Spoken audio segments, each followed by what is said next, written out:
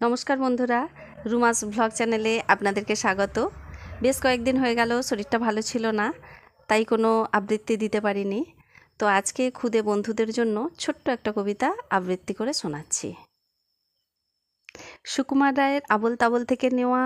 ভয় পেও না। নমস্কার। ভয় পেও না, ভয় পেও না, তোমায় আমি মারব না। সত্যি বলছি, কুস্তি করে তোমার সঙ্গে পারবো না। মনটা আমার বড্ড নরম, হারে আমার রাগডি নেই। তোমায় আমি চিবিয়ে খাবো এমন আমার সাধ্যি নেই। মাথায় আমার শিং দেখে ভাই ভয় পেয়েছ কতই না। জানো না মোর মাথার ব্যারাম, কাউকে আমি গুতোই না।